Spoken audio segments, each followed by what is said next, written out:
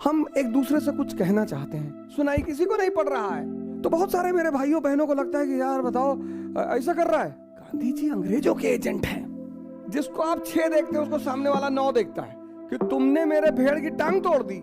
सब अपना अपना नैरेटिव फैलाने की कोशिश करते हैं। बात सही भी लगती है कि हाँ यार,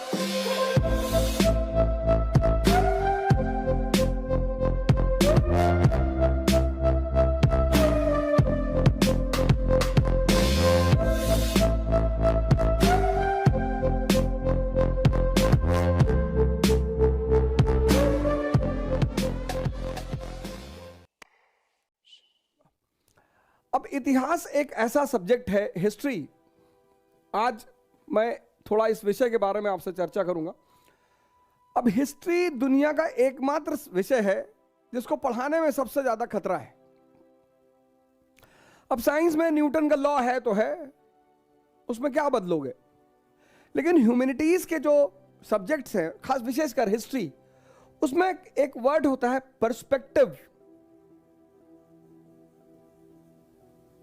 अब हिस्टोरिकली हम देखें तो उसमें सब अल्टर्न पर्सपेक्टिव है, नेशनलिस्ट पर्सपेक्टिव है, ऐसे कई सारे पर्सपेक्टिव हैं, उसमें मैं नहीं जाऊंगा। पर इतिहास के 2 पर्सपेक्टिव बड़े प्रसिद्ध हैं। एक, ये विषय शाही लोगों के लिए लिखा जाता है, एरिस्टोक्रेसी, और एक आम लोगों के लिए लिखा जाता है, कॉमन पीपल। ये एकमात्र विषय है पूरे दुनिया का जो इन 2 वर्गों के लिए भी लिखा जाता है,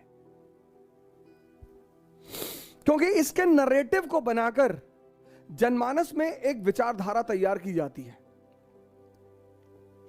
जैसे आप चीन में जाएं तो वहां आपको सिर्फ साम्यवादी नेताओं का महिमा मंडन मिलेगा,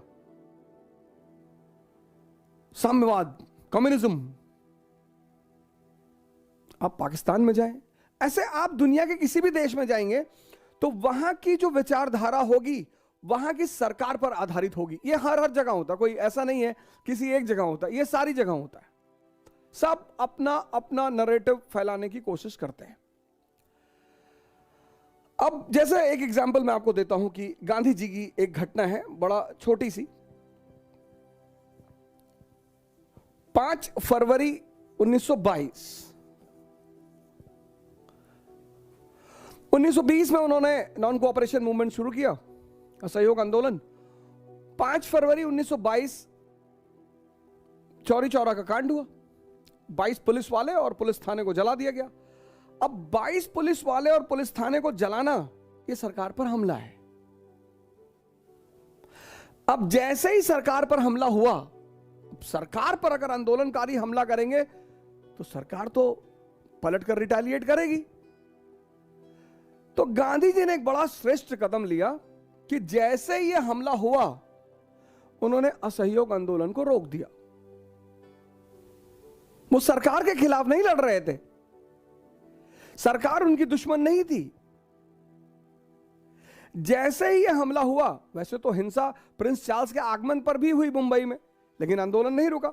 लेकिन ये 22 पुलिस वालों के साथ जो पुलिस थाना चलाया गया, यह सरकार पे हमला था। और गांधी जी को पता था कि मुट्ठी भर लोग खड़े हैं और सरकार सबको पीटेगी, और दोबारा जब हम बुलाएंगे तो कोई नहीं आएगा। उन्होंने आंदोलन को रोक दिया। अब जब उन्होंने असहयोग आंदोलन को इस घटना के बाद रोका, तो विपिन चंद्रा सर ये कहते हैं, अगर आप विपिन चंद्रा की सर की किताब पढ़ें तो वो कहते हैं कि गांधी जी एक बड़े दूरदर्शी थे। उन्हें पता था कि मुट्ठी भर लोग खड़े हैं और मुट्ठी भर लोग को सरकार इतना पीटेगी कि वो दोबारा बुलाने पर कभी नहीं आएंगे। तो गांधी जी ने आंदोलन को रोक दिया। ये विपिन चंद्रा सर कह रहे हैं। घटना एक है, कह रहे हैं कि गांधी जी ने आंदोलन को रोक दिया और जनता मार नहीं खाई। इसकी सजा गांधी जी को भुगतनी पड़ी, वो पकड़े गए और 6 साल के लिए उनको सजा हुई। बात सही भी लगती है कि हाँ यार, जनता तो कहीं मार नहीं खाई, जनता तो कहीं नहीं मारी गई। लेकिन इसी घटना को जब सुमित सरकार सर समझाते हैं, लेकिन सुमित सरकार सर कहते हैं कि ऐसा नहीं है। अब देखिए, जिसको आप 6 देखते हैं उसको सामने वाला 9 देखता है। अब सुमित सरकार सर यहां कहते हैं कि नहीं नहीं ऐसा नहीं है, 1917 की रूसी क्रांति हो चुकी है, किसान सभाएं बन रही हैं, मजदूरों के दल बन रहे हैं, किसानों की सभाएं बन रही हैं, मजदूरों के दल बन रहे हैं, और गांधी जिनका नेतृत्व करते हैं वो पूंजीपति हैं। और गांधी जी को डर लग रहा है कि कहीं ऐसा तो नहीं कि ये आजादी का आंदोलन मजदूरों और किसानों के हाथों में चला जाए। तो उन्होंने पूंजीपतियों की रक्षा करने के लिए, to save the interest of capitalist, zamindars, उन्होंने इस आंदोलन को रोका। देखो सर, घटना एक ही है लेकिन पर्सपेक्टिव बदल रहा है। फिर अन्य संगठन है, वो कहते हैं अरे ये तो मसला बिल्कुल नहीं है, गांधी जी अंग्रेजों के एजेंट हैं। एक और जो विचारधारा है वो कहती ना ना ऐसा थोड़ी है, गांधी जी अंग्रेजों के एजेंट हैं।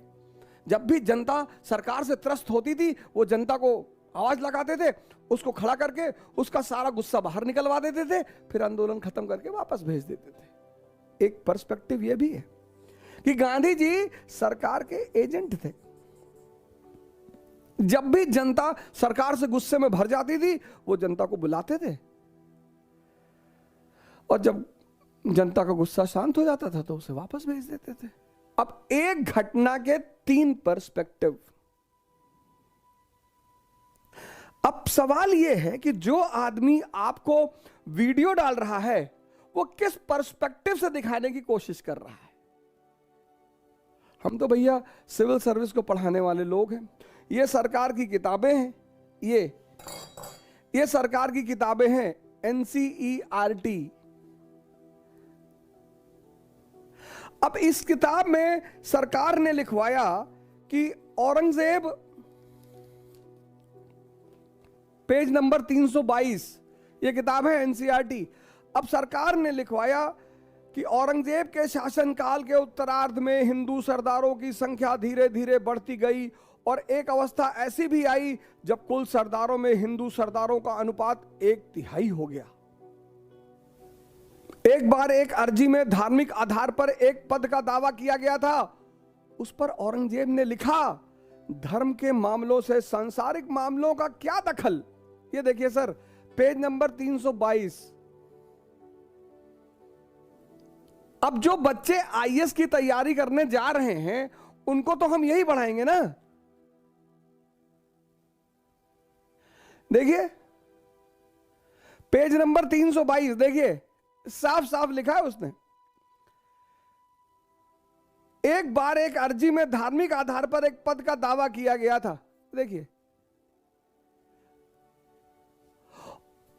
दावा किया गया था, उस पर औरंगजेब ने लिखा कि धर्म के मामलों में सांसारिक मामलों का क्या दखल, और धर्म के मामलों में धर्मांधता के लिए कहां जगह है। आपके लिए आपका धर्म है और मेरे लिए मेरा। यदि आपका सुझाया यह नियम स्थापित हो जाए तो मेरा कर्तव्य सभी हिंदू राजाओं और उनके समर्थकों को खत्म कर देना हो जाएगा। ये औरंगजेब लिख रहा है, ये 322 नंबर पेज पे लिखा हुआ है, आज खोलकर पढ़िएगा। ये मध्यकालीन भारत की NCERT है, भारतीय सरकार द्वारा संचालित। सर आप इसको बदल दीजिए, आप जो कहेंगे, जो आप लिखवाएंगे हम वो पढ़ा देंगे सर। तो भाइयों और बहनों, मेरा आपसे एक निवेदन है, चूंकि इस देश में बहुसंख्यक लोगों ने 10th के बाद इतिहास नहीं पढ़ा, तो बहुत सारे मेरे भाइयों बहनों को लगता है कि यार बताओ ऐसा कर रहा है। एक कहानी सुनाता हूं आपको, इस दुनिया में सारा फसाद क्यों है। एक आदमी था, चरवाहा, भेड़ चराता था। तो उसकी पत्नी दोपहर में उसके लिए खाना लाती थी। एक दिन क्या हुआ कि दोपहर बीतने लगी, उसकी पत्नी नहीं आई और वो बहरा था आदमी। तो उसको लगा यार दोपहर खत्म होने वाली है, मेरी बीवी नहीं आई यार। तो सामने एक आदमी लकड़ी काट रहा था, पेड़ लकड़ी काट रहा था। तो उस आदमी के पास गया, उसने कहा भाई, पेड़ हिलाया उसने देखा आदमी ने पलट के, कहा भाई तू मेरी भेड़ देख ले, मेरी आज बीवी खाना लेके नहीं आई है, मैं जरा खाना खा के आता हूं। वो जो पेड़ का लकड़ी काट रहा था वो भी बहरा था, ये चरवाहा भी बहरा और लकड़हारा भी बहरा। उसने कहा लगता है ये मुझसे लकड़ी मांग रहा है। उसने कहा जा जा।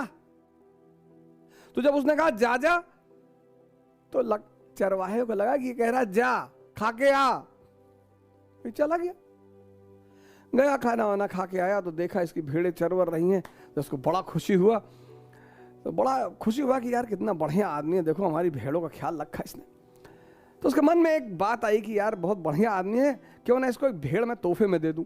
तो एक भेड़ उसके पास थी, उसकी टांग टूटी थी, उसको उसे काटना ही था 2-3 दिन में। तो उसने वो भेड़ उठाई और ले गया लकड़हारे के पास कि भाई मैं आपसे बहुत खुश हूं और आप ये भेड़ हमसे ले लो। अब उस बहरे को लगा कि यह मुझसे ये कह रहा है कि तुमने मेरे भेड़ की टांग तोड़ दी। वो लगा चिल्लाने, वो भी बहरा, वो लगा चिल्लाने कि अरे तुम ऐसा कैसे, ये वो। उसने कहा भैया ये ले जाओ, हम तुमको दे रहे हैं। उसने कहा मैंने टांग तोड़ी है, मैं नहीं भेड़ लाके दूं। तब तक उधर से एक घुड़सवार निकला बगल से, इन लोग दोनों ने उसको रोक लिया। वो जो घुड़सवार था वो चोर था, वो घोड़ा चुरा के भाग रहा था और वो भी बहरा था।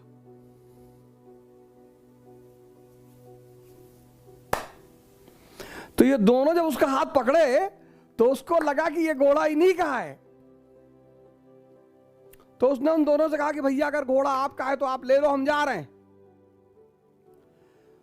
तो पहले जो चरवाहा था उसने कहा भैया मैं इनको भेड़ दे रहा हूं, ये भेड़ नहीं ले रहे। जो लकड़हारा था उसने कहा भैया मैंने इनके भेड़ की टांग नहीं तोड़ी। वो घुड़सवार कह रहा कि भैया अगर दोनों में से किसी का घोड़ा हो तो ले जाओ। और तीनों लड़ रहे हैं, सुनाई किसी को नहीं पड़ रहा है। तब तक उधर से एक सन्यासी आ रहा था, भारतीय सन्यासी भगवान। उसने मौन व्रत ले लिया था कि अब जीवन भर कभी नहीं बोलूंगा। तो तीनों अपनी परेशानी उसको बताने लगे। वो समझ गया कि मामला क्या, वो समझ गया कि तीनों बहरे हैं।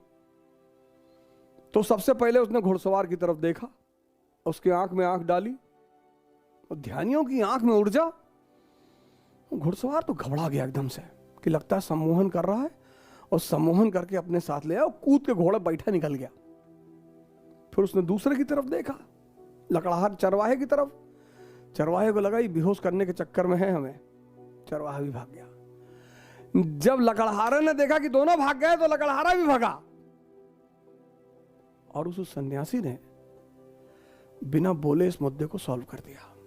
ये जो पूरे जीवन में संघर्ष है ना, हम एक दूसरे से कुछ कहना चाहते हैं और बहुत सारे समय ऐसा होता है कि जो हम कहना चाहते हैं वो सामने वाला समझ नहीं पाता।